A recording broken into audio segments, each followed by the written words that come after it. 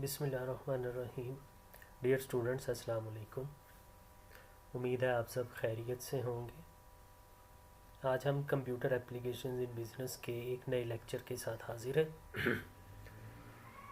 Last time हमने computer application in business के हवाले से सॉफ्टवेयर को स्टार्ट किया था।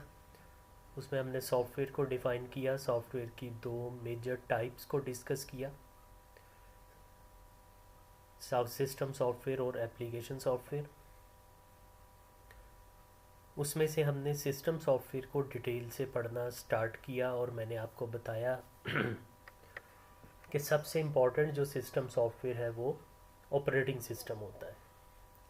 तो हमने लास्ट लेक्चर में ऑपरेटिंग सिस्टम को पढ़ा, उसके फंक्शंस को पढ़ा और उसके कुछ टाइप्स देखी। ऑपरेटिंग सिस्टम के बाद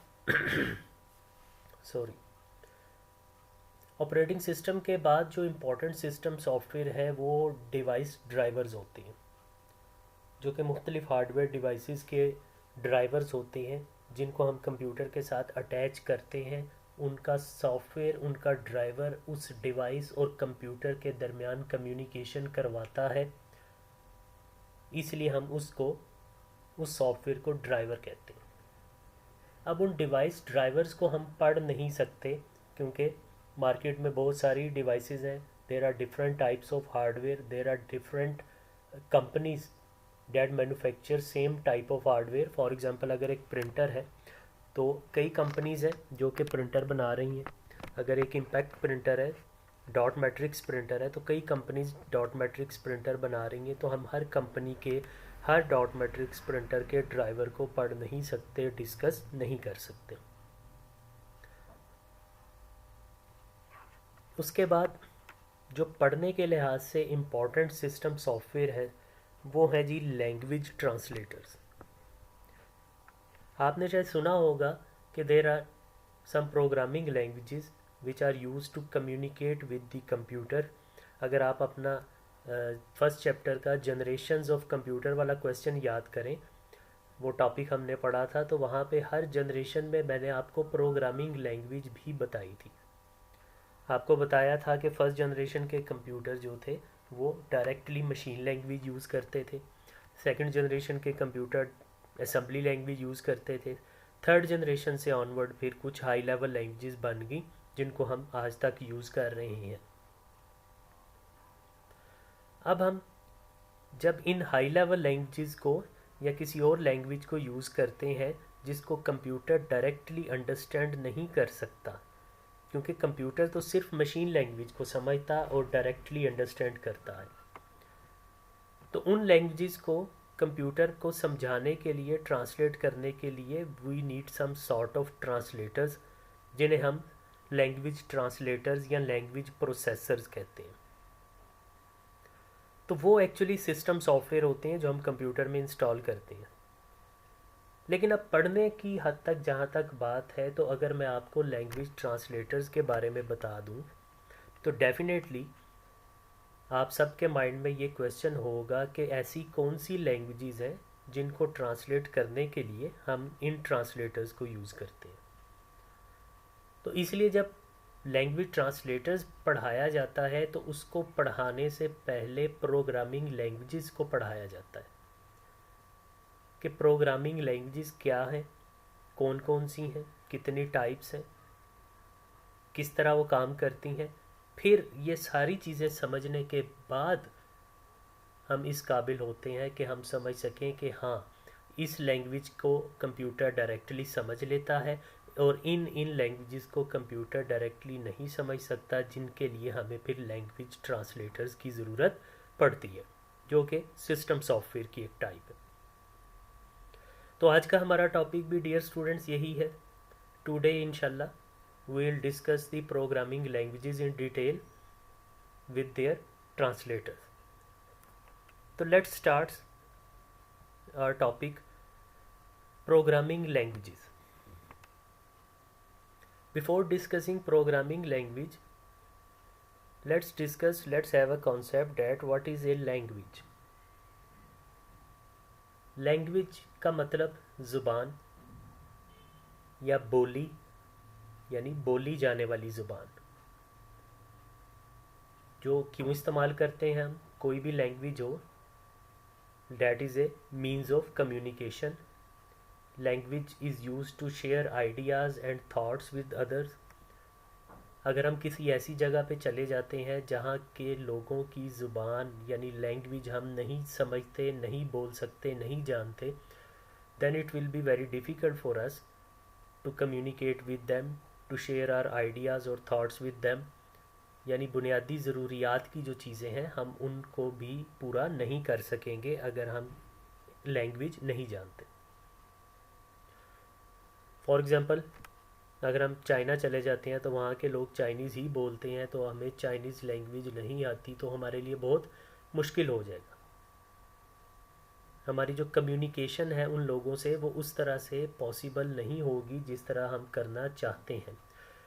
अगर हम ट्रांसलेटर यूज़ करते हैं या कोई टाइप करके किसी भी सॉफ्टवेयर के थ्रू कम्युनिकेशन करते हैं तो कम्युनिकेशन हो जाएगी, लेकिन वो इतनी फिजिबल नहीं रहेगी, उस तरह से नहीं रहेगी जिस तरह से हम बोल के खुद अपने एक्सप्रेशंस के थ्रू उनको कम्युनिकेट कर सकते हैं।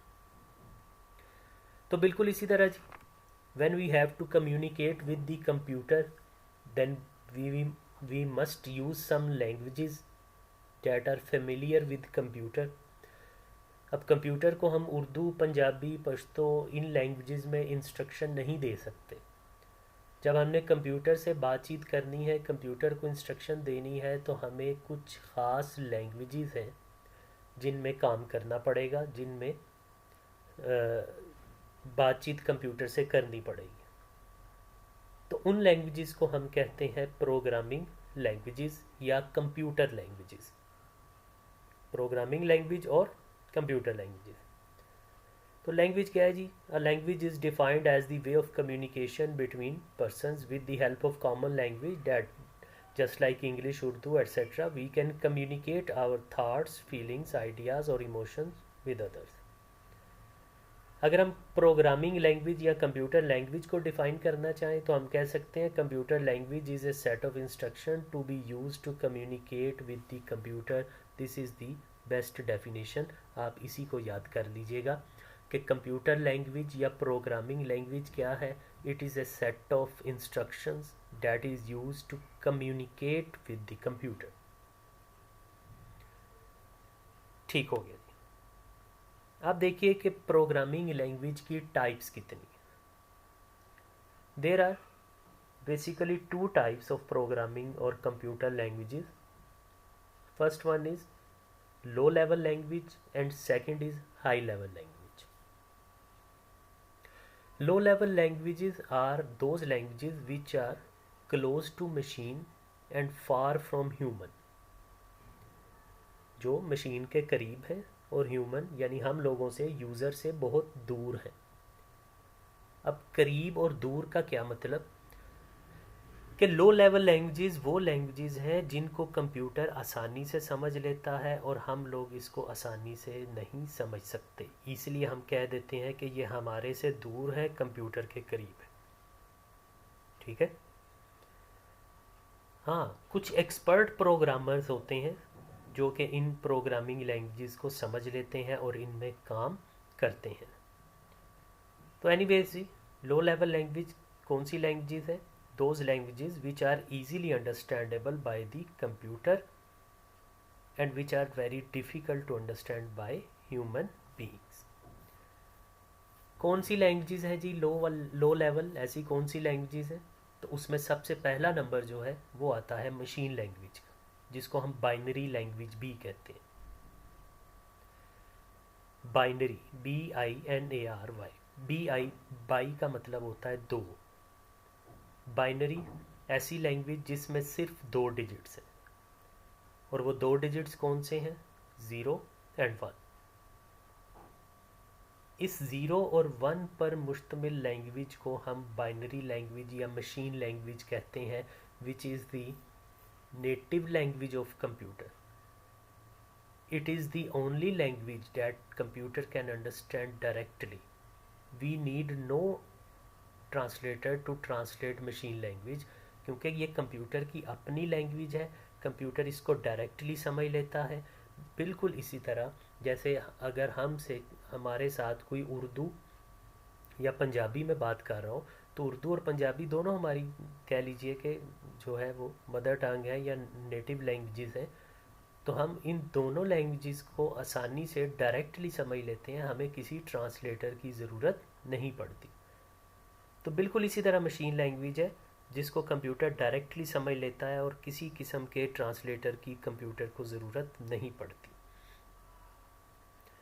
अब कंप्यूटर इसको डायरेक्टली समझ लेता है, इसलिए इस लैंग्वेज में लिखे हुए प्रोग्राम्स की स्पीड बड़ी फास्ट होती है।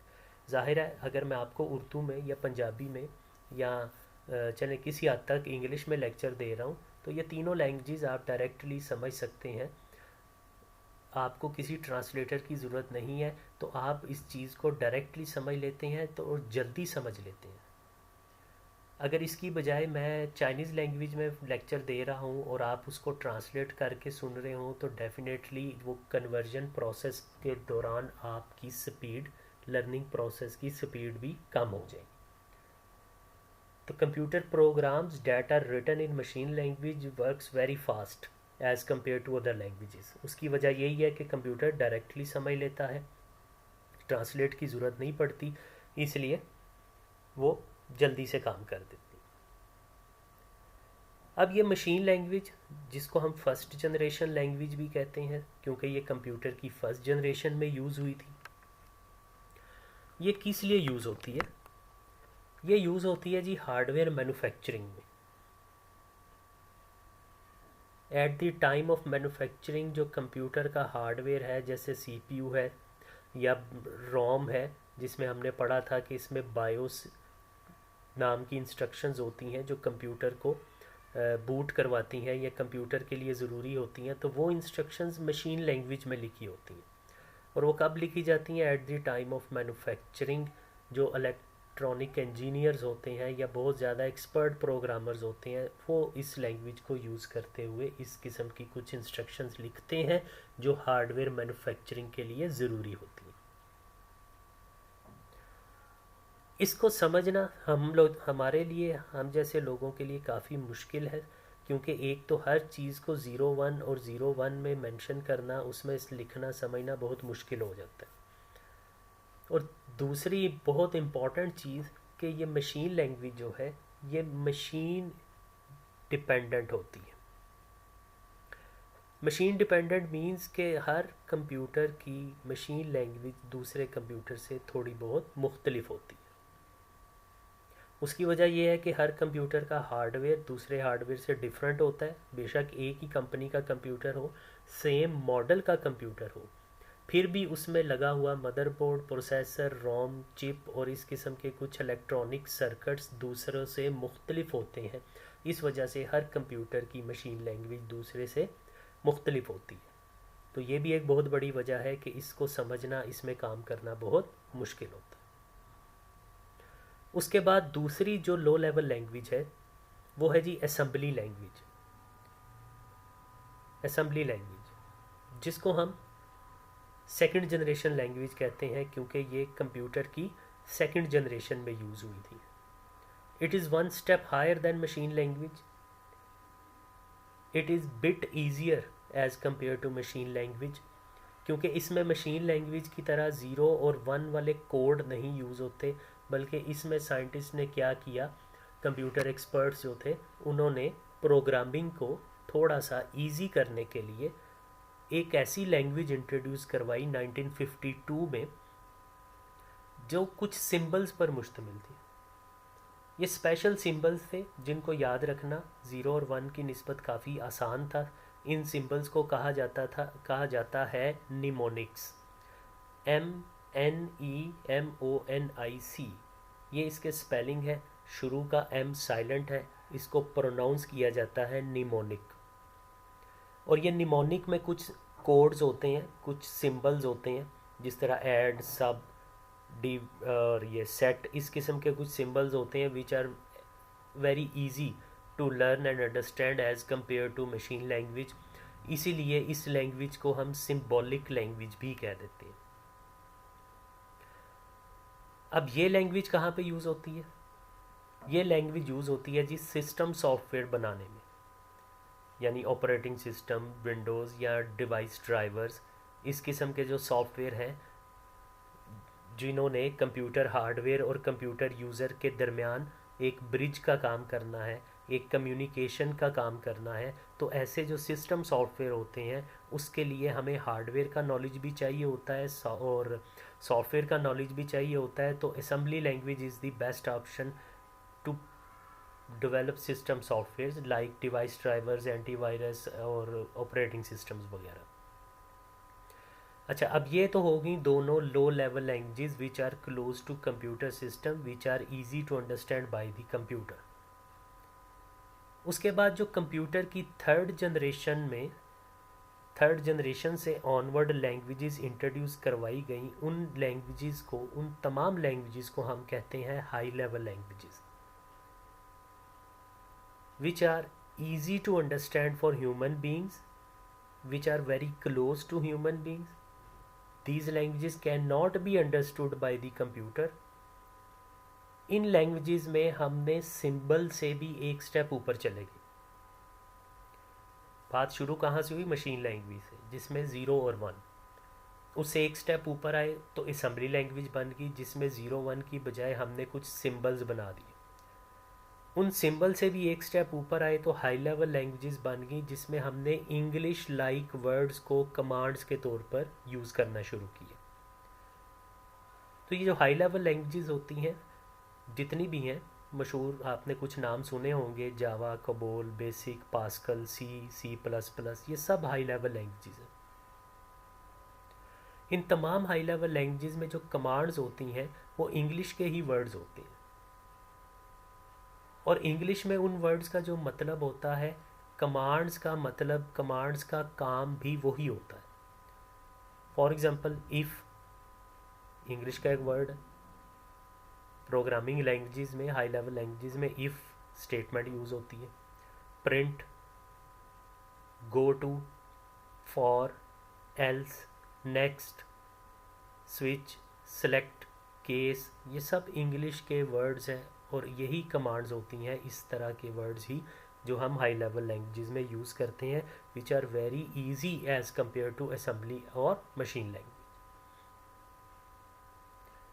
तो हमारे जो बीबीए वाले स्टूडेंट्स हैं, आप लोग नेक्स्ट सेमेस्टर्स में प्रोग्रामिंग लैंग्वेजेस पढ़ेंगे कोई ना कोई, सी प्लस प्लस भी पढ़ेंगे आप, और इसके अलावा विजुअल बेसिक भी पढ़ेंगे, और डेटाबेस क्यूरी लैंग्वेजेस में एसक्यूएल भी पढ़ेंगे।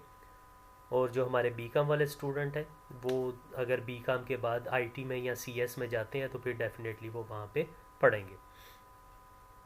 अच्छा जी, अब ये हाई लेवल लैंग्वेजेस किस चीज़ के लिए यूज़ होती हैं, किस किस्म के सॉफ्टवेयर को बनाने के लिए यूज़ होती हैं? देखें, 3 लेयर्स हैं एक्चुअली।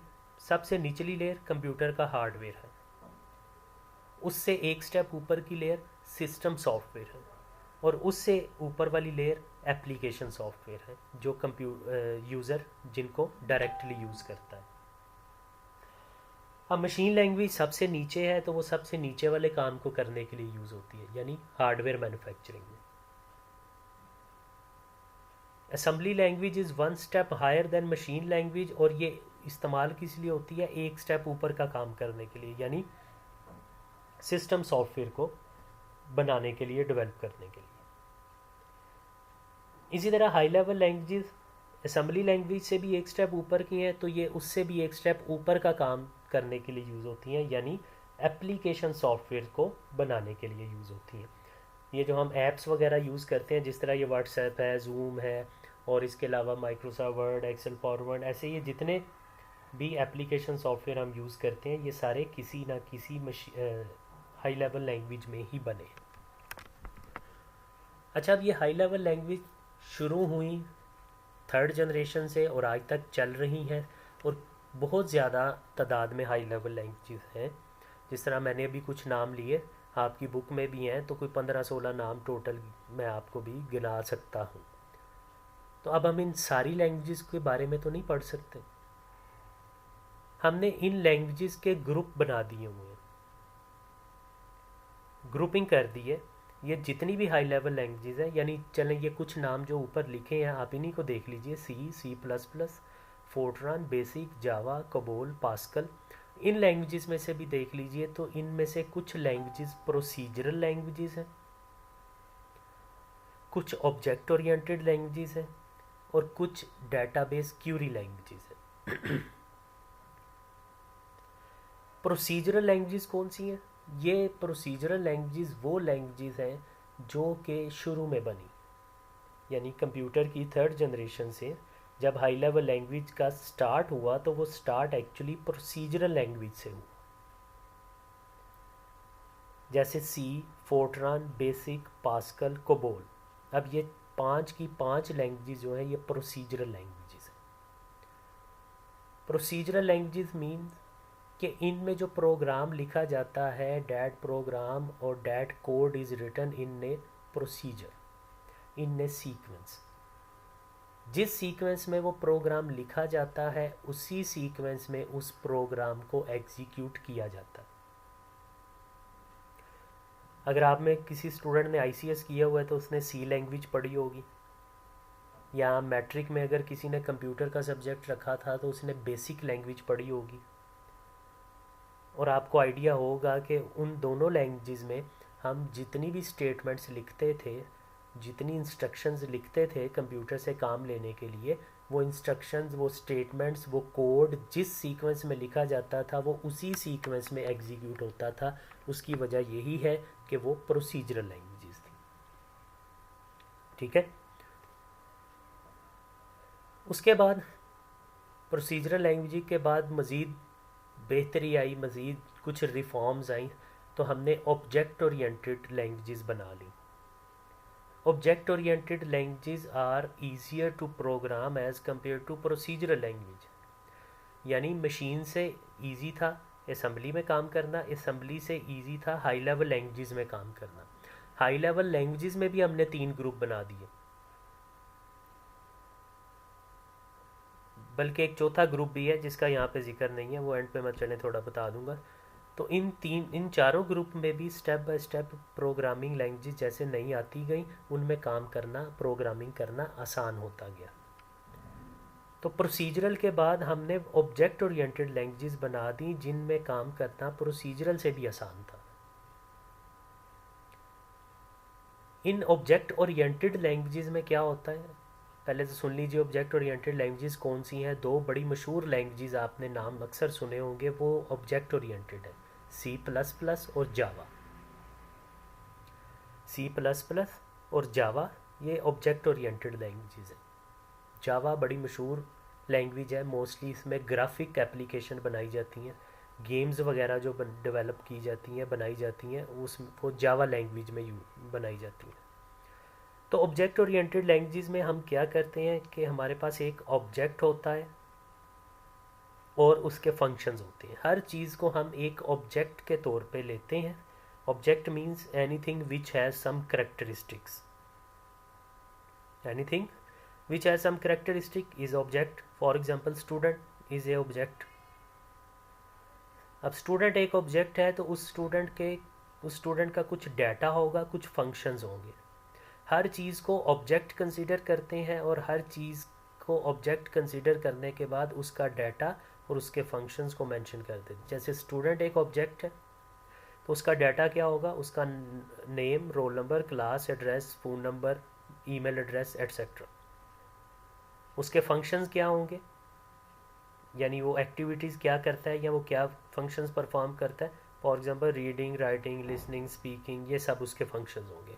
तो हर चीज़ को हम ऑब्जेक्ट कंसीडर करते हैं और ऑब्जेक्ट के कुछ डाटा होता है, कुछ फंक्शंस होते हैं।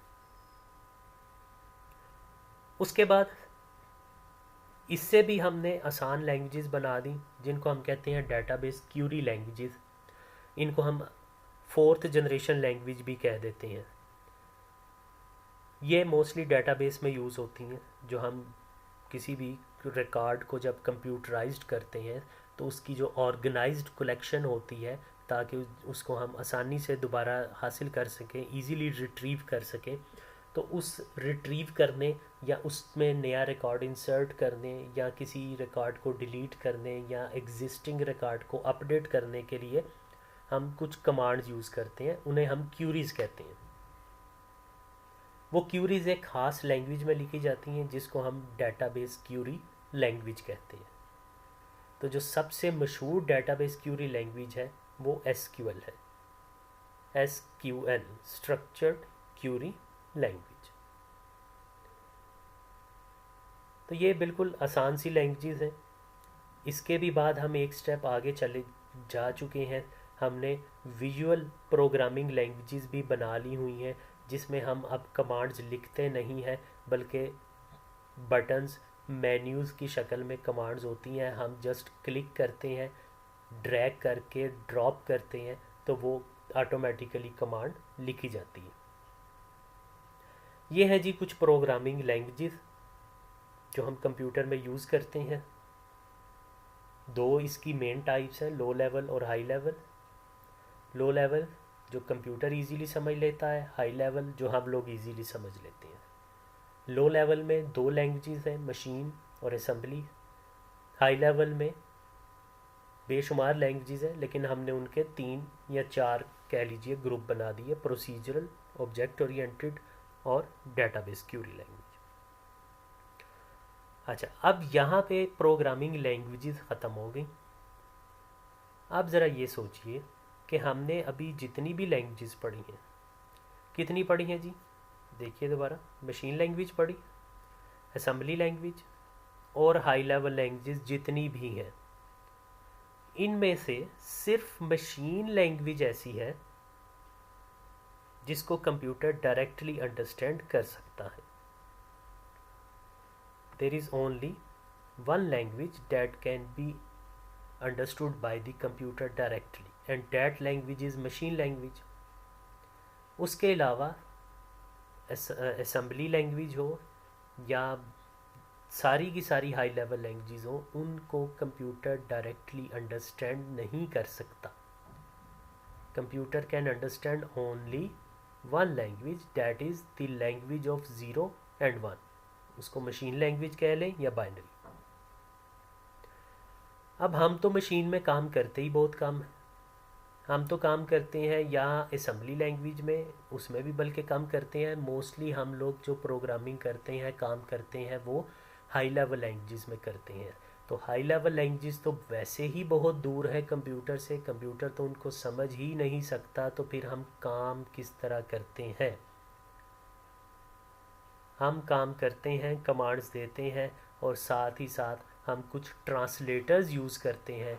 वो ट्रांसलेटर्स हमारी उस कोड को, उस कमांड्स को कन्वर्ट कर देते हैं 0 और 1 में मशीन लैंग्वेज में, ताकि कंप्यूटर उनको अंडरस्टैंड कर सके।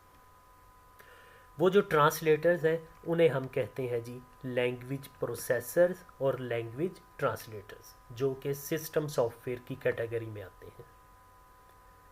अब पढ़ हम सॉफ्टवेयर का चैप्टर रहे हैं, उसमें पहली टाइप सिस्टम सॉफ्टवेयर पढ़ रहे हैं। ऑपरेटिंग सिस्टम के बाद मैंने कहा दूसरा important system software device driver होता है, उसकी डिटेल में हम जा नहीं सकते। तीसरा लैंग्वेज प्रोसेसर होता है, उसको हमने पढ़ना है। पढ़ना हमने लैंग्वेज प्रोसेसर और ट्रांसलेटर्स को था, लेकिन उससे पहले हमारी मजबूरी थी कि हम ये भी जानें, ये भी समझें कि इन ट्रांसलेटर्स की ज़रूरत क्यों है। तो उसके लिए हमने प्रोग्रामिंग लैंग्वेजेस को डिटेल से देखा कि ये लैंग्वेजेस हैं। उसको देखने के बाद हमारे जहन में ये सवाल पैदा हुआ कि मशीन तो कंप्यूटर ने डायरेक्टली समझ ली, मशीन लैंग्वेज, बाकी की लैंग्वेजेस जो हैं असेंबली और हाई लेवल, उनको कंप्यूटर कैसे समझता है? तो उसका आंसर है ये language processors. The language processor और translator is software that is used to convert और translate the program written in assembly और high level language into machine language. कि ये वो सॉफ्टवेयर या वो प्रोग्राम्स हैं जो क्या करते हैं, असेंबली और हाई लेवल यानी मशीन के अलावा किसी लैंग्वेज में लिखे हुए प्रोग्राम को ट्रांसलेट कर देते हैं मशीन लैंग्वेज में। चले देखते हैं ये कौन कौन से हैं।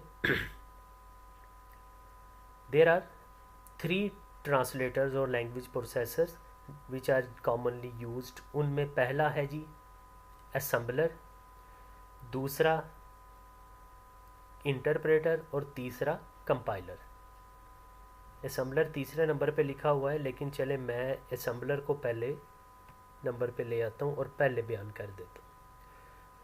क्यों? क्योंकि असेंबलर नाम से ही पता चल रहा है कि असेंबलर ऐसा लैंग्वेज ट्रांसलेटर है जो किस लैंग्वेज को ट्रांसलेट करेगा मशीन में, असेंबली लैंग्वेज को। नाम से पता चल रहा है असेंबली, असेंबलर, यानी assembler is a language translator which translates assembly language into machine language। ठीक है, कोई ऐसा प्रोग्राम, कुछ कोड, कुछ इंस्ट्रक्शंस जो असेंबली लैंग्वेज में लिखी हुई हैं, असेंबलर क्या करता है, उस असेंबली लैंग्वेज में लिखी हुई लाइंस को, कोड को या प्रोग्राम को मशीन लैंग्वेज में कन्वर्ट कर देता है ताकि कंप्यूटर उनको समझ सके और उन पे काम कर सके। ठीक है जी, चले लैंग्वेजेस कौन कौन सी पढ़ी है जी दोबारा सुनिए। मशीन लैंग्वेज पढ़ी है, असेंबली और हाई लेवल लैंग्वेजेस। अब ट्रांसलेटर्स कितने हैं? 3। ध्यान से बात सुनिएगा। मशीन लैंग्वेज, उसको तो ट्रांसलेट करने की ज़रूरत ही नहीं, that is directly understandable by the computer. चलो ठीक हो गया जी। उसके बाद असेंबली, तो असेंबली लैंग्वेज को ट्रांसलेट करने की ज़िम्मेदारी ले ली असेंबलर ने। अब बाकी लैंग्वेजेस कौन सी बच गई? हाई लेवल लैंग्वेजेस, सारी की सारी। और ट्रांसलेटर्स कितने बच गए? 2। कौन से? इंटरप्रेटर और कंपाइलर। अब ये दोनों ट्रांसलेटर्स का काम एक ही है। क्या काम है?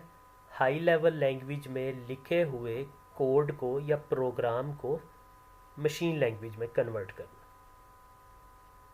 ठीक है, क्योंकि बच ही सिर्फ हाई लेवल लैंग्वेज गई है, तो असेंबलर और कंपाइलर दोनों का काम एक ही है। क्या काम है? असेंबलर हो या कंपाइलर हो, इनका काम यही है to translate program written in high level language into machine language, के हाई लेवल लैंग्वेज में लिखे हुए प्रोग्राम को मशीन लैंग्वेज में ट्रांसलेट करना। काम एक ही है, सेम, लेकिन काम करने का तरीका थोड़ा डिफरेंट है। Interpreter is a line by line translator. अब फॉर एग्जांपल ये जो पेज आपके सामने स्क्रीन पे नज़र आ रहा है, अगर मैं इसको ट्रांसलेट करना चाहूँ तो मेरे पास ट्रांसलेट करने के 2 तरीके। एक तरीका तो ये है कि मैं इसकी पहली लाइन पढूं, यानी मैं पढूं the language processor translator is software that is use to convert translate the program written in assembly और high level language into machine language. ये पहली लाइन होगी। इस पहली लाइन को पढूं और इसको ट्रांसलेट कर दूं उर्दू में। दूसरा तरीका ये है कि मैं इस पूरे पेज को पहले इंग्लिश में पढूं, फिर पूरे पेज की इकट्ठी ट्रांसलेट कर दूं उर्दू में। दोनों तरीकों से ट्रांसलेट हो जाएगा। इन दोनों तरीकों में से फास्ट तरीका कौन सा होगा? होल ट्रांसलेशन वाला, कि अगर मैं पहले पूरी अंग्रेज़ी पढ़ लूँ फिर पूरे की ही उर्दू में ट्रांसलेशन कर दूँ, ये काम ज़रा जल्दी हो जाएगा। और अगर मैं लाइन बाय लाइन ट्रांसलेशन करूँ तो ये काम थोड़ा सा स्लो हो जाएगा, लेकिन गलती और समझने के एतबार से लाइन बाय लाइन ट्रांसलेशन वाला काम ज़्यादा बेहतर है। ठीक है, तो यही फ़र्क है इन दोनों में। Interpreter is a line by line translator whereas compiler is a whole program translator. Interpreter क्या करता है? लाइन बाय लाइन ट्रांसलेट करता है। प्रोग्राम जो लिखा हुआ है उसकी जितनी भी लाइंस हैं, इसने एक लाइन पढ़नी है, उसको मशीन लैंग्वेज में कन्वर्ट कर देना। दूसरी लाइन पढ़नी है, उसको मशीन लैंग्वेज में कन्वर्ट कर देना। तीसरी लाइन पढ़नी है, उसको मशीन लैंग्वेज में कन्वर्ट कर देना। ठीक है, अब इसका फ़ायदा क्या होता है कि अगर फॉर एग्जांपल इसने पहली लाइन पढ़ी, उसमें कोई एरर है, तो वो ट्रांसलेट करने से पहले कहेगा इस एरर को ठीक कर ले। अब कंपाइलर क्या करेगा? कंपाइलर पहली लाइन पढ़ेगा, दूसरी, तीसरी, चौथी, पांचवी, सारी लाइंस पढ़ेगा, फिर ट्रांसलेट करेगा। अब अगर पहली लाइन में एरर होगा तो कंपाइलर पहली लाइन पढ़ने के बाद रुकेगा नहीं, बल्कि सारी लाइंस पढ़ लेगा, फिर कहेगा कि पहली लाइन में एरर है, ठीक कर लीजिए। तो एरर डिटेक्शन के हवाले से इंटरप्रेटर का तरीक़ाकार बेहतर है, लेकिन ओवरऑल काम के एतबार से, स्पीड के एतबार से कंपाइलर का तरीक़ाकार ज़्यादा बेहतर है। यही वजह है कि जो शुरू में बनने वाली लैंग्वेजेस थी, जो पुरानी लैंग्वेजेस थी, वो इंटरप्रेटर यूज़ करती थी, और जो नई लैंग्वेजेस बनी वो कंपाइलर यूज़ करती हैं, because compiler is more efficient as compare to interpreter. Compiler is more speedy as compare to interpreter. ठीक है, चले जी, ये हो गए हमारे तीनों लैंग्वेज ट्रांसलेटर्स, और एक पूरा हेल्थी टॉपिक हमारा आज का कंप्लीट हुआ, जो कि है programming languages and their translators. इस टॉपिक को आपने बहुत अच्छे से पढ़ना है। इस पूरे चैप्टर में, सॉफ्टवेयर वाले चैप्टर में, ये दो मेन क्वेश्चंस हैं, इनमें से एक क्वेश्चन पेपर में आ जाता होता है। एक पूरा टॉपिक है ऑपरेटिंग सिस्टम, जिसमें हमने उसकी टाइप्स और फंक्शंस पढ़े, वो पूरा टॉपिक इम्पॉर्टेंट है। और एक ये दूसरा टॉपिक है प्रोग्रामिंग लैंग्वेजेस और इसके ट्रांसलेटर्स वाला। तो इन दोनों में से एक क्वेश्चन अक्सर आ जाता होता है। आपने बहुत ध्यान से इस पूरे टॉपिक को पढ़ना है, सारी लैंग्वेजेस को, उनके ट्रांसलेटर्स को। कोई प्रॉब्लम हो, कोई क्वेश्चन हो किसी भी किस्म का, तो आप ज़रूर पूछिएगा। इसको टॉपिक को बिल्कुल अपने जहन में क्लियर करें, किसी किस्म की कोई कन्फ्यूजन आपके दिमाग में नहीं होनी चाहिए। नेक्स्ट लेक्चर में हम इस चैप्टर का जो रिमेनिंग पोर्शन है, कुछ एप्लीकेशन सॉफ्टवेयर के बारे में थोड़ा सा पढ़ लेंगे। तो तब तक के लिए अपना बहुत सारा ख्याल रखिएगा। थैंक यू, टेक केयर, अल्लाह हाफिज़।